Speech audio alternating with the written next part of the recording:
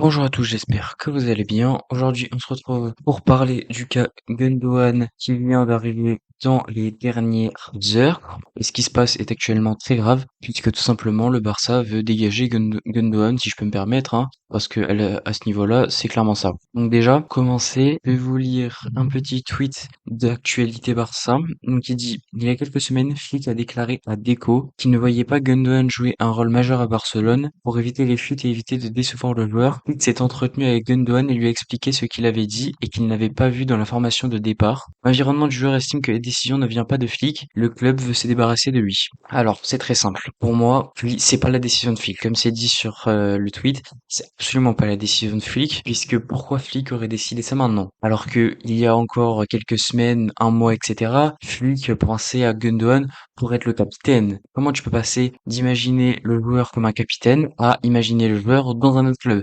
C'est strictement impossible. Et puis, comme on l'a vu, hein, si le joueur n'a pas satisfait Gundogan lors de la pré-saison, il serait parti beaucoup plus tôt. Il y aurait eu des rumeurs bien avant. Parce que, par exemple, sur le cas de Julián Araujo, c'est ce qu'on a eu. Il est parti bien avant, dès la fin de la tournée américaine. Direct, ça a commencé à prendre. L'histoire de Julián Araujo n'a pas le niveau, Flick ne le veut pas. Il y a pas de problème. Mais là, c'est mort. Là, c'est clairement pas Flick. Moi, ce que je pense, c'est surtout que Deco et Laporta, ils ont remarqué qu'ils avaient pas assez d'argent. Et que du coup, vu que Gundogan est un petit joueur de 34 ans et que c'est le gentil de l'histoire, ils se sont dit, tiens, on va dégager Gundogan. Il va pas faire d'histoire. Il y aura pas de problème. Mais ça, c'est pas normal de faire ça parce que honnêtement, ça, c'est honteux. Que ça soit Laporta qui ne fait que nous promettre, oui, ça on peut le faire, ça on peut le faire, oui, on a l'argent, vous inquiétez pas. Alors que dans le même temps, quand on demande à Nico Williams, parce que ça vient de tomber hier aussi, le Barça, comment ça va, et qui répond, demande à la direction, non, mais à un moment, faut arrêter de se foutre de nous. Parce qu'on a parlé aussi de Nico Williams, mais peut-être qu'en fait le problème c'est juste la direction, pas forcément Nico Williams. Enfin bref. Et pour Deco,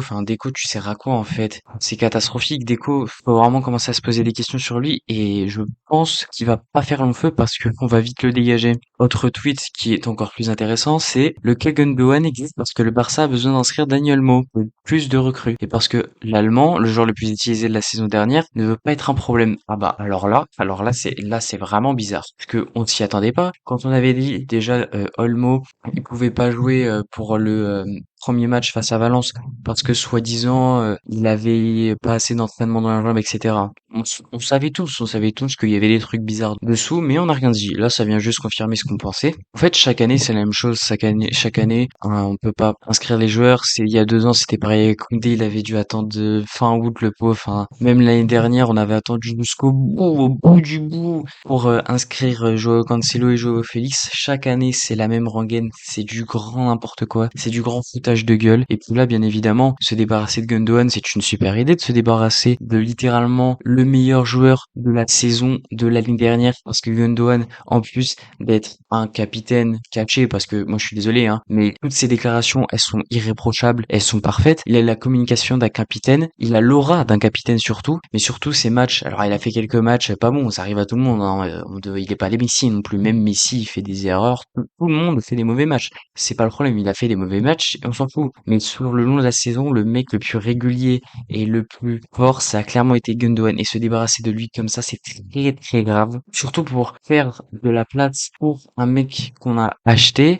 Enfin, c'est catastrophique, catastrophique. Et bien évidemment, Gundogan, lui, il veut pas être un problème, du coup, il se laisse partir. Enfin, c'est un peu l'homme de l'ombre qui se fait planter un couteau dans le dos, alors que on a tout fait. Enfin, il a tout fait pour venir l'année dernière en baissant son salaire, alors qu'il avait plein d'autres clubs à ses trousses, ou même qu'il aurait pu prolonger à City. Non, Gundogan, lui, il a été là, il voulait venir au Barça, et nous, on le met comme une merde après. Franchement, c'est honteux de notre part. Franchement, je suis désolé, c'est honteux de notre part. Et surtout de la part de Laporta et Deco, ils doivent nous rendre des comptes maintenant. Mais bien évidemment, le sketch n'est pas fini, puisqu'on a aussi appris que lors de les discussions entre Flick et Gundogan, le joueur a dit qu'il voulait rester au Barça et qu'il trouvait anormal que le club qui l'a convaincu l'an dernier pousse pour qu'il parte. Le club est disposé à le laisser partir libre. Alors, pour la première partie, je suis complètement d'accord, ouais, on vient de le dire d'ailleurs, que c'est absolument honteux et comme il dit anormal que le club qui l'a convaincu l'année dernière pour qu'il parte cette année alors qu'il a fait une bonne saison. Mais bon, ça c'est classique de notre part. Mais on va surtout revenir sur la toute dernière phrase qui est le club est disposé à le laisser partir libre. Là, à ce niveau-là, c'est même plus du foutage de gueule, c'est carrément se tirer une balle dans le pied et franchement, on se découpe des membres avec. Il n'y a pas que la balle dans le pied, parce que je suis désolé, quand on ne veut pas, quand on veut se débarrasser d'un joueur, mais qu'en plus on est disposé à le laisser partie libre, c'est trop. Là, franchement, c'est trop, c'est abusé, parce que Gundogan, alors à peu près, hein, selon Transfermarkt, Gundogan vaut actuellement 15 millions d'euros. 15 millions d'euros, donc on crache sur 15 millions d'euros. C'est vrai qu'en plus, dans notre situation, 15 millions d'euros, franchement, c'est que dalle, hein, on les a tous les jours, c'est à la portée de tout le monde, donc voilà, c'est super. Franchement, 15 millions d'euros jetés à la poubelle, c'est génial. Ça prouve encore qu'on n'est pas sérieux, que la direction fait n'importe quoi et que ça continue. Pour l'instant, le mercato, il est dégueulasse. Ce qu'on fait à nos joueurs, c'est dégueulasse. Que ça soit Nico Williams, Daniel Olmo qui vient, il est toujours pas inscrit, Gundogan maintenant, Victor Roque, maintenant ça reparle d'un transfert définitif pour le Sporting, enfin c'est n'importe quoi. Et on peut aussi parler de Nico Williams, hein, que lui, enfin c'est toujours la même chose, mais maintenant, peut-être qu'on se demande si c'est pas la faute de la direction. Enfin bref. Enfin, dernier truc, c'est que la saison dernière, personne dans l'équipe n'a créé plus de grosses occasions par la passe que lui en championnat 14 ou en Ligue des Champions 5. Un sacré joueur. Basé sur les statistiques du joueur par 90 minutes cette saison, par rapport aux autres joueurs des 5 premiers championnats, au même poste, 90, dans une catégorie signifie qu'il est le meilleur que 90% d'entre eux. Ça veut dire que Gundogan, sur son poste à lui, est meilleur que 90% des joueurs des 5 meilleurs championnats. C'est-à-dire que si par exemple il y avait De Bruyne, Rodri, Kroos, Modric, bref, ce qui vous voulez, les 5 meilleurs championnats, alors c'est pas du tout le même rôle, hein, mais c'est juste pour prendre un exemple, bah sur les 10, il est meilleur que 9 d'entre eux. Voilà, donc ça vous prouve à peu près ce qu'a fait Gundogan sur la saison dernière, et c'est absolument honteux de le laisser partir en plus pour libre et de le jeter, si on peut dire ça, de le jeter comme une merde, hein, parce qu'à ce niveau-là, c'est littéralement le jeter comme une merde. Donc franchement, c'est absolument honteux, et la Porta Deco, ils nous devront des comptes à la fin du mercato si ça continue comme ça. Je l'espère que Gundogan ne va pas partir, parce que clairement, je suis partisan pour le fait qu'il reste, et on lui devra des excuses s'il part, parce que la gestion avec lui, elle est comme Victor Roque,